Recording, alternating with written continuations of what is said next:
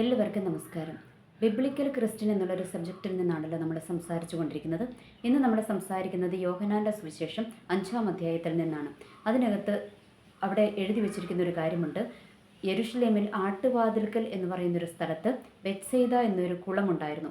ആ കുളത്തിന് 5 മണ്ഡപങ്ങളുണ്ടായിരുന്നു എന്ന് പറയുന്നു. അതായത് 5 മണ്ഡപങ്ങൾ എന്ന് പറഞ്ഞാൽ നമ്മൾക്കറിയാം, ഈ കുളമൊക്കെ കാണുമ്പോൾ എങ്ങനെയാണ്, അതിനകത്ത് നമ്മൾക്ക് ഇറങ്ങിപ്പോകാൻ അല്ലേ, ആ കുളത്തിലോട്ട് ഇറങ്ങാൻ എന്തുണ്ട്, പടികൾ വെച്ചിട്ടുണ്ട് എന്ന് പറയുന്നത് പോലെ 5 മണ്ഡപങ്ങൾ, അതായത് 5 സ്റ്റെപ്പുകൾ ഇങ്ങനെ വെച്ചിട്ടുണ്ട് നമ്മൾക്ക് ആ കുളത്തിലോട്ട് ഇറങ്ങാൻ വേണ്ടിയിട്ട്. ഓക്കെ, അതിൻ്റെ ചുറ്റും വെച്ചിരിക്കുന്ന 5 മണ്ഡപങ്ങളുണ്ട്. ഓക്കെ, അപ്പോൾ അതിനകത്ത് എന്താണ് ആ കുളത്തിൻ്റെ പ്രത്യേകത എന്നാന്ന് വെച്ചാൽ, ആ കുളത്തിൽ എല്ലാ ദിവസവും ദൂതൻ വന്നിട്ട്, സ്വർഗത്തിൽ നിന്നും ദൈവത്തിൻ്റെ ഒരു ദൂതൻ വന്നിട്ട് ആ കുളത്തിൻ്റെ വെള്ളത്തെ ഇളക്കും. അപ്പോൾ ആ സമയത്ത്, അതായത് ദൂതൻ ആ വെള്ളത്തിൽ ഇറങ്ങുന്ന സമയത്ത് ആരാണോ അവിടെ ആദ്യം ഇറങ്ങുന്നത്, ആ കുളത്തിൽ ആരാണോ ആദ്യം ഇറങ്ങുന്നത്, അവർക്ക് എന്ത് കിട്ടും, അവർക്ക് സൗഖ്യം കിട്ടുമെന്നുള്ള ഒരു കാര്യമുണ്ട്. ഓക്കെ, അപ്പോൾ ഈ ആട്ടുവാതിൽക്കൽ ഒരു മനുഷ്യൻ കിടന്നിരുന്നു. 38 വർഷമായിട്ട് തളർവാദ രോഗം പിടിപെട്ട ഒരു മനുഷ്യൻ അവിടെ കിടപ്പുണ്ടായിരുന്നു. ഈ ആട്ടുവാതിൽക്കൽ എന്ന് പറയുന്ന ആ ഒരു കുളത്തിൻ്റെ വാതിൽക്കൽ കിടപ്പുണ്ടായിരുന്നു. ബെത്സൈദ എന്ന് പറയുന്ന കുളത്തിൻ്റെ വാതിൽക്കൽ കിടപ്പുണ്ടായിരുന്നു. ഓക്കെ, അപ്പോൾ അദ്ദേഹത്തെ അവിടെ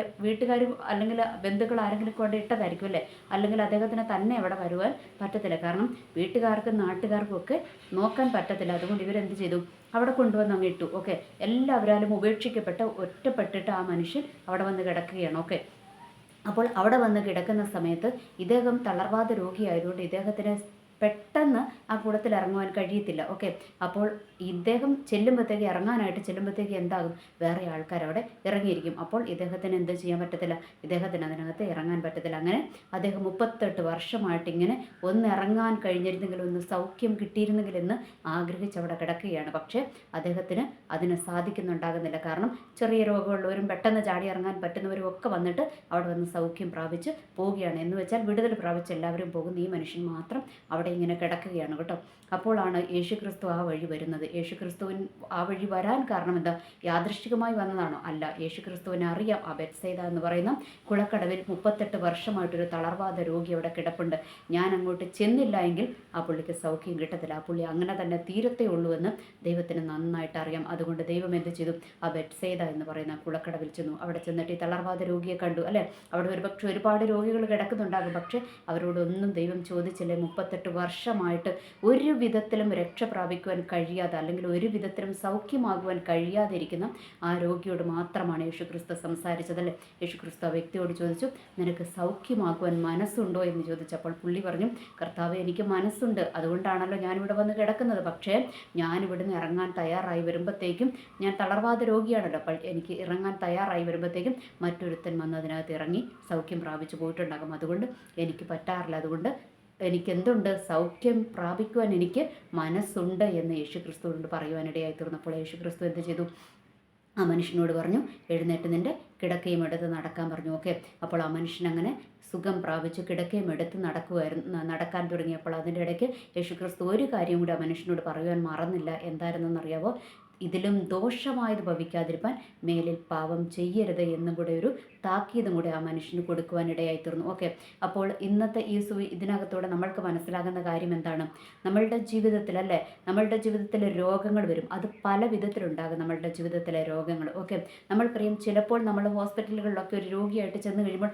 പെട്ടെന്ന് തന്നെ അവർ ഐഡൻറ്റിഫൈ ചെയ്തിട്ട് എന്തുണ്ടാകും, നമ്മൾക്ക് അതിനകത്തുനിന്നൊരു ശമനം കിട്ടിയിട്ടുണ്ടാകും. ചില രോഗങ്ങൾ എങ്ങനെയാണെന്ന് വെച്ചാൽ, നമ്മൾക്ക് എത്ര പ്രാർത്ഥിച്ചാലും അല്ലെങ്കിൽ എത്ര ചികിത്സിച്ചാലും അതിനൊരു മറുപടി ഉണ്ടാകത്തില്ല. ഓക്കെ, നമ്മൾ ഹോസ്പിറ്റലുകളിൽ പോകും, രോഗം അവിടെ അവർ പല വിധത്തിൽ അവർക്ക് എന്താ പറയുക, പല വിധത്തിൽ അവരതിനെ ഡയഗ്നോസ് ചെയ്യുവാൻ ശ്രമിക്കും. പക്ഷേ അവർക്ക് ആർക്കും എന്താണ് അസുഖമെന്ന് അവർക്ക് പിടുത്തം കിട്ടാതെ വരുന്ന രോഗങ്ങളുണ്ട്. ഇനി മൂന്നാമതുള്ള രോഗമുണ്ട്. ചിലത് നമ്മൾ മരുന്നും മേടിക്കേണ്ട, ഒന്നും ചെയ്യേണ്ട, ഒന്നിനും പോകേണ്ട, ദൈവസന്നിധിയിലിരുന്ന് പ്രാർത്ഥിച്ച് സൗഖ്യമാകുന്ന രോഗങ്ങളുണ്ട്. അതല്ലെങ്കിൽ ഏതെങ്കിലും അഭിഷിക്തന്മാരിലൂടെ അല്ലെങ്കിൽ ഏതെങ്കിലും ദൈവമക്കളിലൂടെയൊക്കെ ദൈവം ഒരു സൗഖ്യം നമ്മളുടെ ജീവിതത്തിൽ പ്രാർത്ഥനയിലൂടെ നമ്മൾക്ക് തരാറുണ്ടെങ്കിലും 3 വിധത്തിലുള്ള രോഗങ്ങളാണ് നമ്മളുടെ ജീവിതത്തിൽ വരുന്നത്. ഒന്നെന്താണ്, നോർമലായിട്ടുള്ള രോഗം. നമ്മൾക്ക് എന്തെങ്കിലും സാധാരണ മനുഷ്യനാണ് രോഗം വരും, നമ്മളത് ഹോസ്പിറ്റലിൽ പോയാൽ ചികിത്സിച്ചാൽ നമ്മൾക്കത് ഭേദം കിട്ടുന്ന രോഗമുണ്ടാകും. രണ്ടാമത്തെ രോഗം പ്രാർത്ഥിച്ചാൽ സൗഖ്യമാകും. മൂന്നാമത്തെ രോഗം 2 വിധത്തിനും വിടുതലില്ല. എന്ന് വെച്ചാൽ അത് ഹോസ്പിറ്റലിൽ പോയിട്ടും അതിന് കാര്യമില്ല, പ്രാർത്ഥിച്ചിട്ടും കാര്യമില്ല. അങ്ങനെയുള്ള ചില രോഗങ്ങളുണ്ട് കേട്ടോ. അങ്ങനെയുള്ള കടുത്ത രോഗത്തിൻ്റെ അവസ്ഥകളിലൂടെ പോകുന്നവർക്കും ദൈവത്തിൻ്റെ ആത്മാവ് ഒരു ഉപദേശം തരികയാണ്. അവിടെ എന്താ പറഞ്ഞിരിക്കുന്നതെന്ന് അറിയാമോ, നിങ്ങൾക്ക് കൂടുതൽ ദോഷമായത് സംഭവിക്കാതിരിക്കാൻ മേലിൽ പാപം ചെയ്യരുത്. എന്ന് വെച്ചാൽ നമ്മളുടെ ചില പാപ സ്വഭാവങ്ങളായിരിക്കും നമ്മളെ എന്താക്കുന്നത്, രോഗികളാക്കി മാറ്റുന്നത്. ഓക്കെ, അപ്പോൾ ചില പാപങ്ങൾ, ഓക്കെ, എന്ന് വെച്ചാൽ ചില കടുത്ത പാപങ്ങളോ അല്ലെങ്കിൽ നമ്മൾ എന്താ പറയുക, നമ്മളിൽ നിന്ന് ദൈവം ആഗ്രഹിക്കുന്ന ഒരു നല്ലൊരു ക്യാരക്ടർ ഉണ്ടാകും, നല്ലൊരു സ്വഭാവം ഉണ്ടാകും. അത് നമ്മൾക്ക് കാഴ്ചവെക്കുവാൻ കഴിയാതെ നമ്മൾ ചിലപ്പോൾ ഇങ്ങനെ ദൈവത്തിൽ നിന്ന് വഴിതെറ്റി ദൈവത്തിൻ്റെ വചനത്തോട് മറുതലിച്ച് അല്ലെങ്കിൽ മാനുഷികമായ നല്ല രീതിയിൽ ജീവിക്കണമെന്നുള്ളൊരു സാധാരണ മനുഷ്യനുള്ള ബോധമുണ്ടായിട്ടും നമ്മൾ ആ വഴിക്ക് നീങ്ങാതെ ക്രൂരമായൊരു ജീവിതം നയിക്കുന്നവർ അല്ലേ, അല്ലെങ്കിൽ ഏതെങ്കിലും വിധത്തിലൊക്കെ പാപത്തിൽ മുഴുകി ജീവിക്കുന്നവർക്ക് ഒരു രോഗം എപ്പോഴെങ്കിലുമൊക്കെ പിടിപെട്ടെന്നിരിക്കും. ആ രോഗത്തിന് എന്തില്ല, അതിന് മരുന്നില്ല കേട്ടോ, അതിന് മരുന്നില്ല. പക്ഷേ അതിന് മരുന്ന് ഉണ്ടാകും, അതിന് സൗഖ്യം തരും ദൈവം. അതെപ്പോഴാണെന്നറിയാമോ, നമ്മൾ എന്ത് ചെയ്യണം, നമ്മളുടെ പാപങ്ങളെ ഏറ്റുപറഞ്ഞ് ഉപേക്ഷിച്ച് നമ്മളിലേക്കൊന്ന് തിരിഞ്ഞു നോക്കുക അല്ലേ. ചിലർ ദൈവത്തിൽ നിന്നും അകന്ന് തെറ്റിയൊക്കെ പോയി കഴിയുമ്പോൾ അവരുടെ ജീവിതത്തിൽ ചില രോഗങ്ങൾ കൊണ്ടിടും. അപ്പോൾ ആ രോഗത്തിൻ്റെ കടുത്ത അവസ്ഥകളിലൂടെ അവർ കടന്നു പോകുമ്പോഴായിരിക്കും അവരെന്ത് ചെയ്യുന്നത്, അവർ റീത്തിങ്ക് നടത്തുന്നത്. കാരണം നമ്മൾക്കൊക്കെ അങ്ങനെയാണല്ലേ, നമ്മൾ രണ്ട് കാലിലും കൈയുമൊക്കെ വീശി നല്ല സുന്ദരമായിട്ട് എഴുന്നേറ്റ് നടക്കുന്ന ഒരു സിറ്റുവേഷനാണ് നമ്മളുടെ ജീവിതത്തിലുണ്ടെങ്കിൽ നമ്മൾക്ക് ആരെയും ഭയമില്ല, നമ്മൾ നല്ല കൂസലില്ലാതെ മറ്റുള്ളവരെ ദ്രോഹിച്ചുമൊക്കെ ജീവിക്കുന്ന ആൾക്കാരുണ്ടാകും. എന്നാൽ നമ്മളൊന്ന് വീണ് കഴിയുമ്പോഴാണ് നമ്മൾക്ക് മനസ്സിലാകുന്നത്, അല്ലെങ്കിൽ വീണും ഒരു രോഗിയായിട്ട് നമ്മൾ കിടന്നു കഴിയുമ്പോഴാണ് നമ്മൾക്ക് മനസ്സിലാകുന്നത് എന്തും, അയ്യോ ഞാൻ ഇത്രയേ ഉള്ളൂ എന്നുള്ള മനസ്സിലാകുന്നത്. അപ്പോഴാണ് നമ്മൾ എന്ത് ചെയ്യുന്നത്, നമ്മളുടെ ജീവിതത്തെക്കുറിച്ചൊന്ന് നമ്മൾ തിരിഞ്ഞ് ചിന്തിക്കുവാൻ തുടങ്ങുന്നത് അല്ലേ. നമ്മൾ ചെയ്തു കൂട്ടിയ പാപങ്ങളെക്കുറിച്ചുള്ള ബോധമൊക്കെ നമ്മൾക്ക് വരുന്നതും ആ സമയത്തായിരിക്കും. ആ സമയത്ത് നമ്മൾ വീണ്ടും അതിനോട് മറുതലിക്കാതെ ദൈവത്തിൻ്റെ സന്നിധിയിൽ നമ്മൾ ആ പാപം ഏറ്റുപറഞ്ഞും നമ്മളത് ഉപേക്ഷിക്കുവാൻ തയ്യാറാകുമ്പോൾ ചില രോഗബന്ധനങ്ങളൊക്കെ നമ്മളുടെ ജീവിതത്തിൽ നിന്നും വിട്ടുമാറുക തന്നെ ചെയ്യും. ഓക്കെ, ഓർക്കുക, രോഗം 3 വിധത്തിലാണ്. ഒന്നെന്താണ്, നോർമലായിട്ട് വരും, അത് നമ്മൾ ഹോസ്പിറ്റലിൽ പോയി ചികിത്സിച്ചാൽ ഭേദമാകും.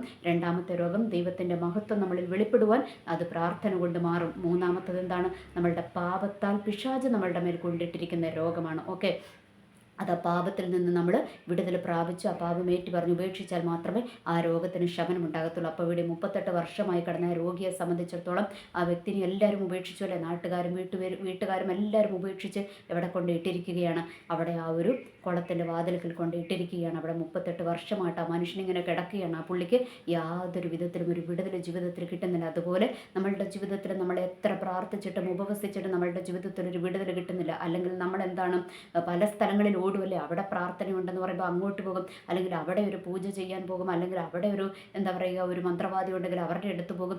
അങ്ങനെ നമ്മൾ പല വിധത്തിൽ ജീവിതത്തിൽ ഒരു വിടുതലുണ്ടാകുവാൻ അല്ലെങ്കിൽ ഒരു സൗഖ്യത്തിന് വേണ്ടിയൊക്കെ നമ്മൾ അവിടെ ഇവിടെയൊക്കെ ഓടുമല്ലേ.